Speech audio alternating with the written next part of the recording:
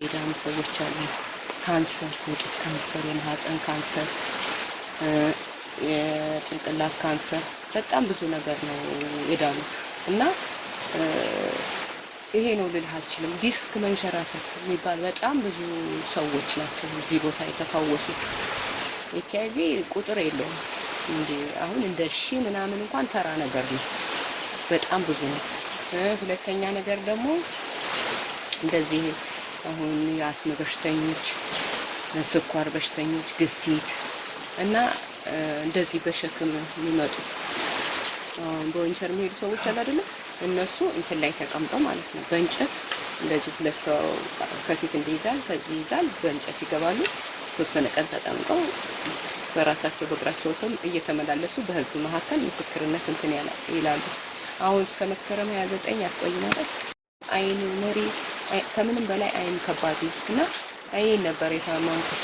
ለሰው አልናገርም እንዴ ጾፋ እንዲሳነብ አረብ ነው የሚመስልብኝ ቅጥልጥል ነው እና ሱቅ ሲሸጥ ሞባይሉን አስኩንትን በይልን ሲሉ ብቄ አንብቡ ምናምን እና ያዛ ሞባይል ላይ ተለቅስለኝ እንትን ሞላለሁ አልችልም በቃ እና ይሄን ያመኛል። እዚህ ጋር ግን በ9 ቀን ነው ያለቀ 2003 ላይ ሐምሌ 10 ቀን ይሄን ቦታ ማቀ እና በ19 ልክ የገብርኤለት ይሄ ጉንጬ ጸበል ስገባ ይደማል ስወጣ ይቆማል። አረ ደማብሽ እየፈሰሰ ነው ስላይ እምነት ሰጡኛ። 7 ቀን ደምቶ በሰባተኛው ቀን ላይ መንገድ ላይ ማንበብ ጀመርኩ። ደነገጥኩ።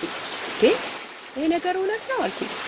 ከዛ መጥቼ መጽሐፍ ስጡኝ ብዬ እዛ 4 መጽሐፍ አንብቤ መጣሁኝ። ምስክርነት ሰጠሁ። ከዛ በኋላ አይኔ ሲድን በቃ በዚህ አይኔ እንትን ያለው በሽታ ነበር ማለት ነው።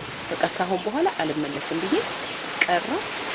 ያው ጸበል ለዚህ ብዬ እስካሁን አሁን ይሄ መልስ እያገኘሁ ነው። አሁን ብዙ ነገር እየወጣልኝ ነው። አሁን ደግሞ ከትንሽ ቀን በኋላ ራሱ እንደሚጠፋ ተነግሮኛል። ግን እግዚአብሔር ያንን ቀን በሰላም ያደርሰኝ። ለኔ ያላደረገው ነገር የለም። መድኃኒዓለም ለኔ እንደደረሰ ለሁሉም ይድረስ። ጥርሴ ሊረግፍ ነበረ። እንደዚህ በቃ እየተነቃነቀ ነበረ። እንደዚህ ጸበሉን ይሄ ሙቁን እንዲህ ያረኩ እንደሰል በዛ ጸበል ዳንኩ።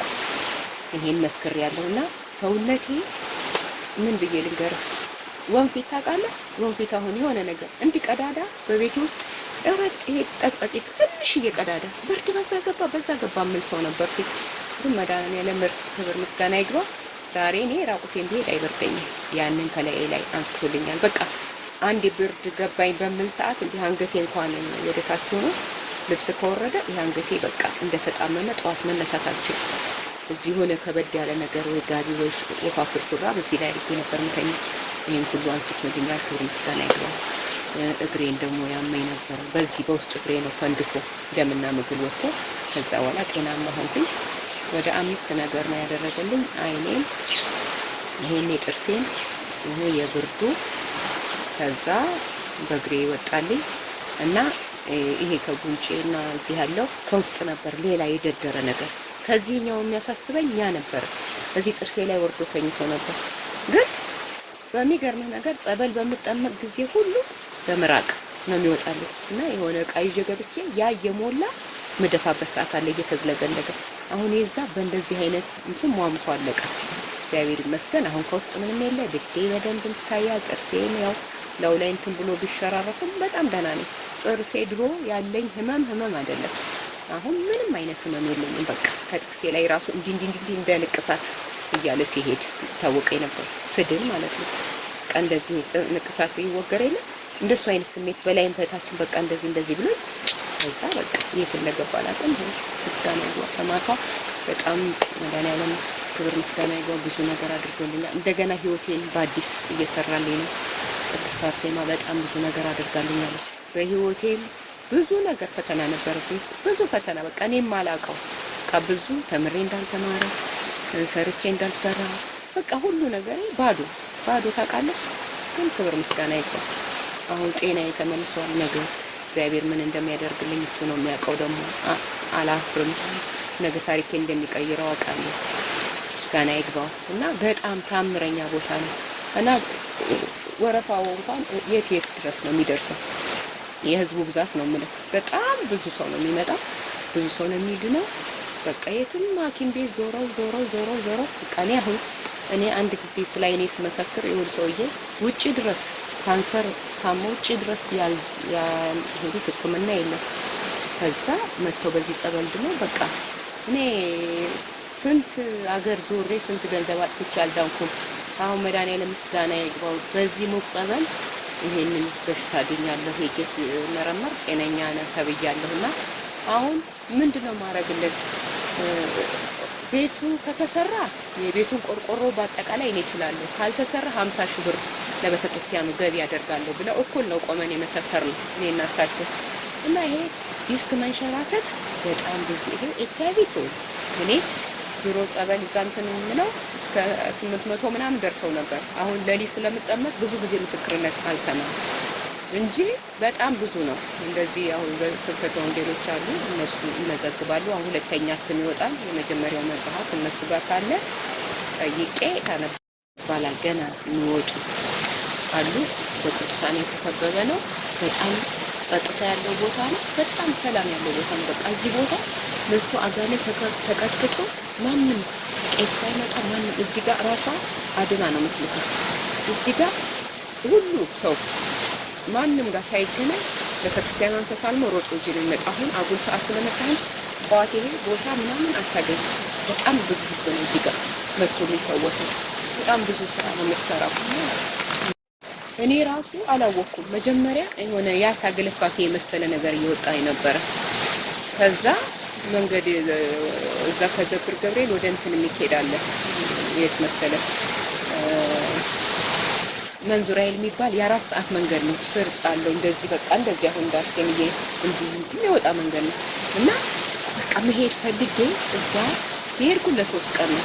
ግን በሶስተኛው ቀን ይሄን የሚያክል ነገር ልክ ነጭ ነገር ጸበል ጠጥቼ እያማጥኩኝ ዱብ አለ። ከዛ በኋላ ምንም በቃ እሱ በንጹህ ነው የወጣው፣ ምንም ነገር የለውና ወይ ምጥ በቃ ሴቶች እንዴት ነው ሲያመጡ እንደዛ ያህል አመጨነ። ዱብ ሲል ብድግ ብዬ ተነስቼ ወጣሁና ፈርቼ ማለት ነው። እስቲ ቆይ ምንድነው ወጣልኝ ብዬ ተመልሼ ሲል ነጭ ነው በቃ እንደዚህ እንደ ጡት ይሄ እንዲህ ቅርጽ አለው። ከዛ የሆነ እንጨት አምጥቼ በእንጨት እንደዚህ ወጋ ሳረገው አይነቃነቅም። ከዛ ምንድነው አልኩኝ በቃ ከዛ ጓደኛም አልነበረኝም። ሲሄድ ብቻዬን ነው። ሰው እዛ ያሉትንም አላቃቸው ለማን ላሳየው። ከዛ ዝም ብዬ ድንጋይ ጭኜበት ሄድኩኝ እና በሶስተኛው ቀን ወደዚህ ልመጣ ያሰብኩት መቆየት አለብኝ ብዬ ወር ከ3 ቀን ልክ ቆይቼ ነው በወሩ ነው እባቡ ወጣልኝና እዛ መንዙራዬ ልሄድ አሳ ግልፋፊ አሳ ከላይ ምን በላው እንትን አለ አይደለ ያ ይወጣል። ምንድነው ስላት አንዷ ልጅ መርዝ ነው እንደዚህ ነው የሚያወጣው። እኔ እንደዚህ የቤተሰብ ሁሉ እየሳበ ያወጣል አለችኝ። ከዛ ቀኑ ሙሉ እዛ እስከምንደርስ እንደዛ ሲያደርገኝ ነው። በማግስቱ ክሬናና ቆጵሮስ የሚባል ጌታ ኢየሱስ ክርስቶስ በ20 ዓመቱ ያስተማረበት ቅዱስ ዑራኤል እዛ ቦታ ላይ 6666 አጋንንት በመብረቅ ያነደደበት ቦታው እንደዚህ የተከፈላል። ያን ታምረኛ ቦታ ለማየት ነው የሄድኩት እና ልክ እዛ ስንደርስ እንትን መንገድ ላይ ዳገቱን እየወጣን ሲያስቀምጠኝ ሁሉም ኧረ መናጋቻቱ ደም አለው በቃ እንደዚህ ያተልጦ ነው ትናንት እንደወጣ ማለት ዛሬ ያለ ስላሳው ብቻ ነው ያለው። ከዛ ምንድነው ስላችሁ ዋይ አሉ። በቃ አዩትና ኧረ ምንድነው የወጣብኝ ነገር ስላችሁ ከዛ እነሱ ዋይኛ እናይም ብለው ሲያዩት ደንግጠው ተለወጡ። እኔም አልቀርም ብዬ ከነሱ ጋር ተመልሼ ስመጣ ድጋሚ ያስቀመጠኝ ሌላ ተራራ ልንወጣ ስንል ከዛ እንጨት ፈልጌ እንዲሰይ እባብ ነው። በጣም ደንግጠው ወይኔ መድኃኒዓለም እንጂ ያልኩኝ በቃ ክብር ምስጋና ይግባ እና ተቆራርጦ እስከ 3 ቀን በእንደዛ አይነት ወጣና ልክ 15 ቀን ድረስ ሽንት ቤት ሲቀመጥ ቀድሞ ደሙ ነው በቃ ጠለል ብሎ ነው ደሙ ቅላቱ ልነግራችሁ። አሁን እኮ ሕክምና ብሄድ ስንት አይነት በሽታ ነበር የምባለው አልኩኝና ኧረ እኔ የፈለገ ያለውን ጸበል ቦታ የእግዚአብሔር ስራ ነው። ያንንስ ማን አየው ፈልፍሎ ያወጣው ጌታ አይደለ? የፈለገ ይሁን በፈለገ ሰዓት ይቁም ያው ሰውነቴ እየተሰበጠ ከዛ ልክ በ15ኛው ቀን ወደዚህ መልከ ጸዲቅ የሚባሉ ወደዚህ አሉ በእንትና አይተው ከሆነ ማለት ነው እነዚህ የሞቱ ሰዎች አጽማቸው እንዳለ እንትን የሚልበት ታሪክ ቦታና ከዛ ዘብር ሰምቼ ከዛ እዛ መሄድ አለብኝ አልኩና ልክ የዳግማ ትንሣኤ አይነት ነበረ። ፋሲካን እዚህ መጣሁና ከዛ ስንሄድ የሆነ ገዳም ይዘውን ሄዱ። በጉዞው ላይ ያም ገዳም አብሮ የተያዘ ነው። የቴድን በልበሊት ኢየሱስ የሚባል በልበሊት ኢየሱስ የሚባል ስንገባ እኛ ቅዳሜ ቀን ከዛ ምግብ ካልበላሽ ሲሉኝ እኔ አልበላም እስቲ የሆነ ጸበልስ ባገኝ ብዬ ሁሉ መኪና ላይ ይበላል። እኔም ጓደኛዬ ስትለኝ አይ አረባክሽ ጸበልስ ብናገኝ አትብል ያልኳት ይሻለችና ከዛ ስንገባ የሆነ ሙቅ ነው ዋና ነው ሄዱ ጸበል ተጠመቁ ተባለን። ጫማ እንዳታወልቁ አሸዋው በጣም ያቃጥላል። እዛው ገባን እንደዛ ነው። እኛም እንደዚህ ተኝተን ምናምን ነው በቃ እየተገላበጠ እዛ ተጠመቅን ጸበል። ከዛ የሚጠጣ ቀዳን ያንን ጠጣሁኝ። ጠዋት ከቤት ስነሳ እንደዛ አይነት ደም እየተሰሰ ነው እንደሰሞኑ ማለት ነው። እሱን ጠጥቼ መልከ ጸዲቅ ሄጄ ማታ ስቀመጥ የለም ያ ነገር። ክብር ምስጋና ይግባው። መጀመሪያ ላይ ለኔ ያላደረገው ነገር ምንም ነገር የለም። ክብር ለሱ ይሁን። አሁንም እንደው ማንም የተጨነቀ መጥቶ ይዳል። እግዚአብሔር ይድረስለት። እውነት እኔ በጽናቴ እንኳን ለራሴ እኔ እንደዚህ ቦታ ነው አንድ ገዳም ሲሄድ አንድ ታመርሳይ አንድ ገዳም ብዙ ሰው ነው የዳነው። ለምን እንደ ምክንያት እኔ አሁን ያንን ቦታ በበሽታዬ ነው ያገኘሁት። ያን ቦታ ደግሞ እኔ መልስ ሳገኝ ሌሎች ስነግራቸው ደግሞ ሄደው መልስ እያገኙ ነው። እና ሀገራችን በጣም ትልቅ ቦታና ትልቅ የመዳኛ ፈውስ ነው። አሁን እኛ ለሕክምና ቢሆን ስንት ገንዘብ እናወጣለን። እውነት እኔ አሁን እንደሱ እኮ 5 ሳንቲም አንሰጠውም።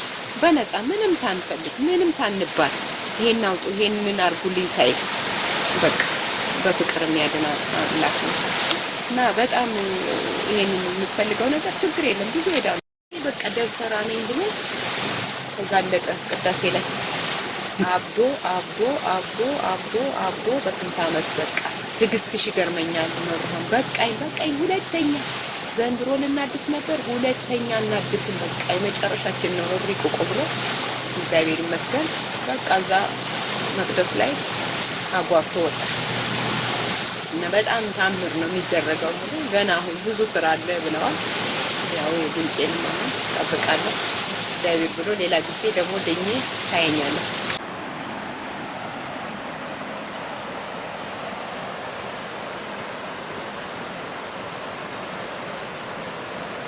ነው ያለው ጸበሉ ራሱን የሚያስጠብቅ ራሱን የሚጠብቅ እዚህ አጋንንት በጣም አስቸጋሪ። አሁን ከዘብር ገደል ላይ ገብቶ ዘብር ገደል ውስጥ የገባ ታማሚ እዚህ መጥቶ ነበር ለሕክምና ማለት እዚህ ጸበሉ እንዳው በታምራት እንደዚህ ምንም የሚያስቸግረው ውስጥ ከገባ ራሱ ነው የሚያስጠብቅ። እዚህ ጋር ያሉት ቅዱሳን ዮሐንስን ነው የሚጠሩት። ቅዱሳን ዮሐንስ ስልጣኑ ዮሐንስ ነው። ጸበሉ መድኃኔዓለም ነው ይላሉ። እዚህ ቦታ ላይ ስልጣን የሰጠው መድኃኔዓለም ዮሐንስ ነው። ሙስሊሞች መጀመሪያ አካባቢ ላይ በቪዲዮም ጨምራለኝ ገቡ ይጠመቁ ነበር። በዚህ ሲያልፉ አብዛኞቹ ምህረት የተደረገላቸው ለነሱ ነው። አካባቢውን ወጣት ለማዳን ተብሎ ነው የመጣው። ጊዜው ደርሷል። ሟርትና አጋንንት አዚም ዶክተራ የሚጠፋበት ሰዓት ነው እያለ በአጋንንቶች አድሮ ይናገራል። ብዙዎች እዚህ መጥቶ ድኛለሁ፣ ተሽያለሁ፣ እንዲነበርኩ እንዲሆነ እንዲሆኝና ዓመት አለፈች እንዲሆነ ድኛለሁ የሚል እንጂ አንድም እንደዚህ ሆኛ አቃተኝ ይሄ እንደዚህ ብሎኛል ሌላ ሊሄድ የሚለው እዚህ መጥቶ ወዲያው እንደወጡ ምስክርነት ነው። አንዲት እናት አሉ እዚህ ለሳቸው ነው እንትን ማሆይና የተሰጣቸው እሳቸው ወደ ራሱ ሲመጡ በስልክ በመናም ድኛለሁ ያመነ ዝም ብሎ ከሄደው ብቻ አለ እና ታምራቶቹ በጣም ብዙ ናቸው። እንትን እንደተባለ ከነዚህ ታምራቶቹ መካከል ይሄ በቃ እንደ ቀልድ ነው በእንትኖችን የሚያጠፋቸው። አይኔ በራልኝ ብለው በሕክምና አበቃላችሁ ሲባሉ ያው መድኃኔዓለም በታምሩ በቃ ሲባል ነው እና የሚሰራው አበቃላችሁ ተብለው እዚህ ልጅ እያወጣ ብዙ ነገር ያሳይ ነበር። እነሱ በሚያወሩበት ሰዓት መድኃኔዓለም ደግሞ እዚህ ሌላ ስራ እያሰራ ያሳይ ነበር። እውራኖች ይበሩ ነበረ።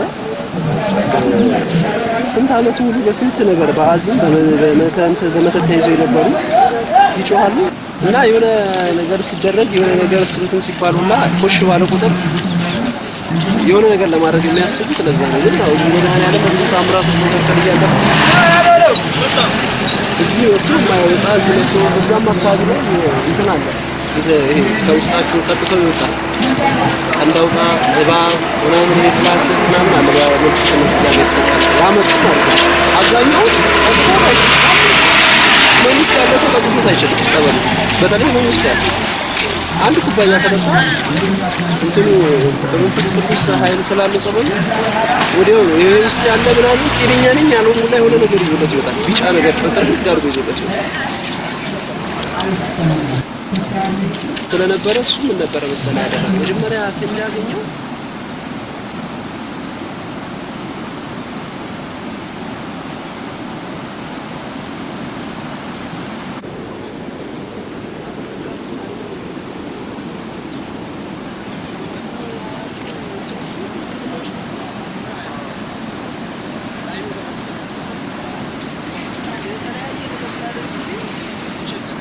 ከዛ መጨረሻ ላይ እግዚአብሔር ሁሉ አዋቂ ነውና መልአክ ልኮ በህልሙ እንደራእይ ያሳይቶት የከደንከውን እዛ ሄደ የከደንከውን ከፍተው በሱ ካልተጠመቅ አይና አይበራ ካልተናገር ግን የበለጠ ትቀሰፋለህ።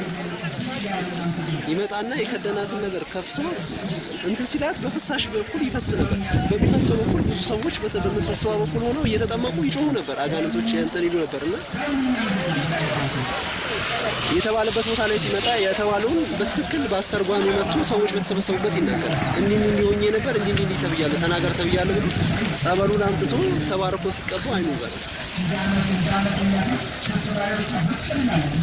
ከዛ በኋላ ለቤተ ክርስቲያኑ የሚገባውን ነገር አድርጎ ሄደ። ያው የረብ ስላሴ ጽላቱም ከስር ነው የተገኘው። እንትኖቹ ተሰርተው በታምራቶች መካከል ማለፍ ጀመረ ጸበሉ። ይሄኛውንም የሰራው ሰው እዚህ አጋንንቶች ቁጭ ብለው አሁን በቻይና ውስጥ ምን እየሰራ እንደነበረ ሁሉ አውርተዋል። ከጓደኞቹ ጋር እያወራ ነው ስለ ታምሩ እያሉ። ይሄ ያገኘው መጀመሪያ ለመዝጋት ሞከረ፣ አልዘጋም። ይሄ በታምር አልዘጋም፣ በታምር ነው አልዘጋም። ቃሊቲ አካባቢ እንደዚህ የፈለቀ ነገር አለ። እዛ ገብርኤል የፈለቀው ጸበል አስፋልት ሲሰሩ እንትኑ ነው ለመምታት ሲሞክሩ እንዲህ ይላቸዋል። ጸበሉ ያለበት ቦታ ላይ ድንጋይ አለ ሲለው ጥርሱ ይሰበርበታል፣ መልሶ ይቀይራል ሲል ጥርስ ይሰበርበታል፣ ወደ ጥርስ ይሰበርበታል።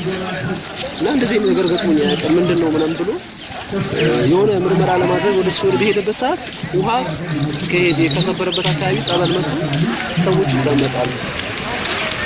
ሰዎቹ እየተጠመቁ እንትን ብሎ ያይና ቻይ ነው ያችን ታምር የጓደኛውንም ታምር ያውቅ ስለነበረ እሱን ትቶ ወዲያው ለዛ ነው ደና እሱ ደግሞ የምስክርነቱ ልንገራችሁ እዚህ ጋር 9 ድንጋይ ጨርሻለሁ፣ 9 እንትን ጥርስ ጨርሻለሁ። ለካ ለዚህ ነበር ይሄን ያደረገብኝ ብሎ ምስክርነቱን ተናግሮ እዛ ቦታ ላይም ጸበሉ አሁን እየተጠቀሙ ፈውስ እየተደረገበት ነው ያለው። 4 ቦታ ላይ ነው እንደዚህ አይነት ነገሮች በአራቱም አቅጣጫ ህዝቡ ይድን ዘንድ እንደሆነ የሚታወቀው በዛ ነው ብዙ ታምራት እያደረገ ያለው ጸበሉ። እንትን ስለምትል ብዙ ጊዜ ድንግል ማርያም የተገለጸች ድንጋይሽን ሚስትህን እንዲያርግ ይሄን ድንጋይን ከዚህ ቦታ አንሳ እያለች ብዙ ጊዜ ትነግረው ነበር። ከብዙ ሙግቶች በኋላ ነው ለካህናቶች የተናገረው እንደዚህ ያለ ሲባል እነሱ ያው እንትን በል ተወሳ ነው የሚለውን ያሉት እግዚአብሔር ገልጾልሃል ብለው ያሉት ማለት ነው። በትልልቅ ታምራቶች መካከል አሳልፈዋል። ይሄ ለአንተ ትልቅ ነገር ነው። ተመለስ ምናምን በግልጽና በዛም ሰዓት ነው ትዕቢት የነበረበት። ያው ወጣ ሲል የራሱ ሰዎች ሌላ ነገር ነው የሚሉት። እንደዚህ እንዴት ትላለህ፣ እንዴት ታደርጋለህ፣ እንዴት እንደዚህ ትሆናለህ እየተባለ በእንትን ሙግት ውስጥ ይገባል። በርግጥ ያው ምስክር የሆንባቸው ዘንድም ስለሆነ ነው። ያ ሰው ነገር ቢጠይቅ እግዚአብሔር ፊት ይሄን እኮ አድርጌልህ ነበር እንዲለው ይሄን አሳይቼ እኮ ነበር ይሄንን አድርጌልሃለሁ እንዲለው ይመስለኛል እግዚአብሔር ሲያሳይ እና በመጨረሻ ላይ ነው ከህይወቱ ከምንም እንትን ያለ ሲሄድ የተለወጠ ሲመጣ እንጂ በብዙ ጸበል ቦታዎች በብዙ አሁን ቤተክርስቲያን በሚሰሩ ቦታዎች ላይ እንደዚህ አይነት ታምር ብዙዎች አሉበት። ተታምሩ ነው